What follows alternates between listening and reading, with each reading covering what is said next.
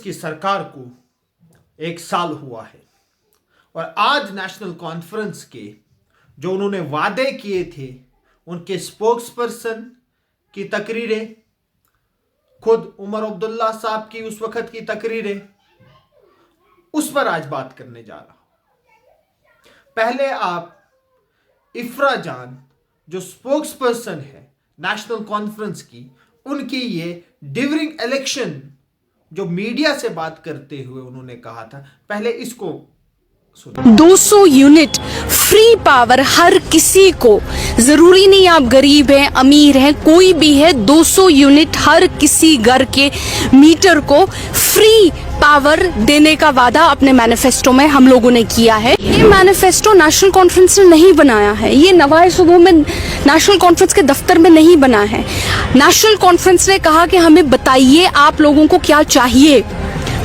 जी हां साथियों, ये नेशनल कॉन्फ्रेंस के बहुत बड़े बड़े दावे, ये दावे नेशनल कॉन्फ्रेंस ने ड्यूरिंग इलेक्शन कैंपेन में किए और उसमें जो सबसे बड़ा दावा उन्होंने किया था कि हम लोगों को 200 यूनिट मुफ्त बिजली देंगे।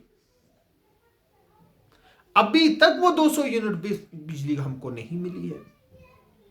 कहां है उमर अब्दुल्ला सरकार के वो वादे?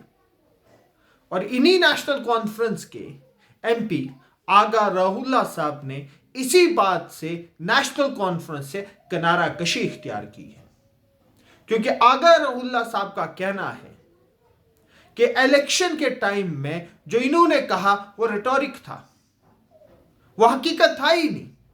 जो इन्होंने कहा आज उस पर काम नहीं कर रहे हैं। इन्होंने कहा था कि हम जम्मू कश्मीर की इज्जत और अजमत के लिए लड़ेंगे, नेशनल कॉन्फ्रेंस आज कहीं नहीं है। नेशनल कॉन्फ्रेंस ने कहा था हम स्टेटहुड आर्टिकल 370 और 35A की लड़ाई लड़ेंगे, आज नेशनल कॉन्फ्रेंस वो वादा ही भूल गई है। आगा रहुल्ला साहब कहते हैं कि नेशनल कॉन्फ्रेंस ने ड्यूरिंग इलेक्शन यह कहा था कि हम राशन को डबल करेंगे, अभी तक वो कहीं नहीं हुआ। आगा रहुल्ला साहब यह कह रहे हैं कि नेशनल कॉन्फ्रेंस ने कहा था कि हम 200 यूनिट फ्री इलेक्ट्रिसिटी देंगे, कहीं नहीं है। आगा रहुल्ला साहब और भी कहते हैं कि नेशनल कॉन्फ्रेंस ने कहा था कि हम जो रिजर्वेशन का कियोस जम्मू कश्मीर में सेंट्रल गवर्नमेंट ने मचाया था, हम उस कियोस से जम्मू कश्मीर के यूथ को बाहर निकालेंगे। बट अभी साल हो गया, अभी उस पर भी बात नहीं हो रही थी। नेशनल कॉन्फ्रेंस ने यह भी वादा किया था कि हम 50,000 1,00,000 नौकरियां जम्मू कश्मीर के यूथ को 1 साल के अंदर दिएंगे, नहीं दे पाए। और इसलिए यह कहा गया आगा रहुल्ला की तरफ से कि इसलिए उन्होंने नेशनल कॉन्फ्रेंस से दूरी इख्तियार की है।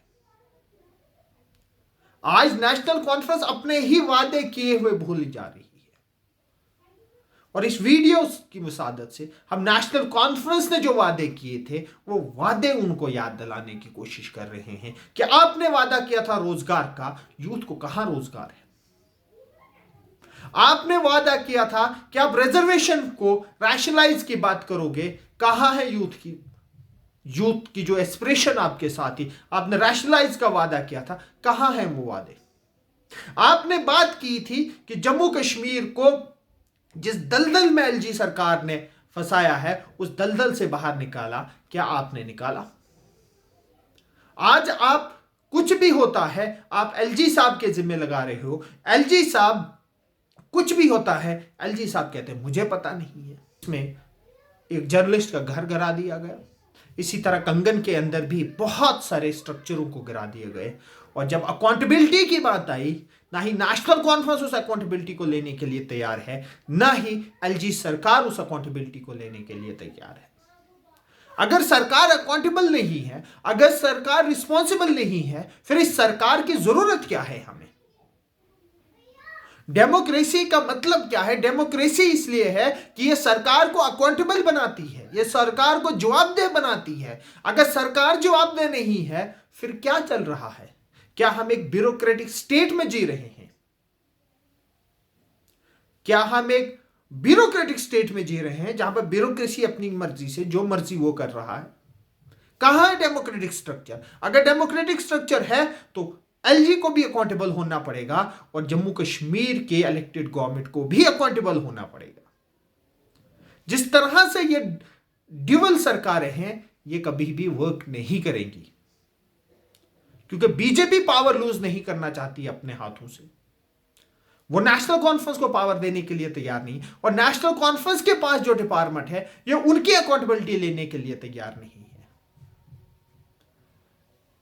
इसलिए मेरी एक रिक्वेस्ट रहेगी उमर साहब से कि इस ड्यूअलिटी से बाहर आइए, और जो आपने वादे किए थे, जो डिपार्टमेंट आपके पास थे, उन डिपार्टमेंट में अपने वादे पूरे कीजिए जो आपने ड्यूरिंग इलेक्शन लोगों से किए थे। शुक्रिया। जय हिंद, जय भारत।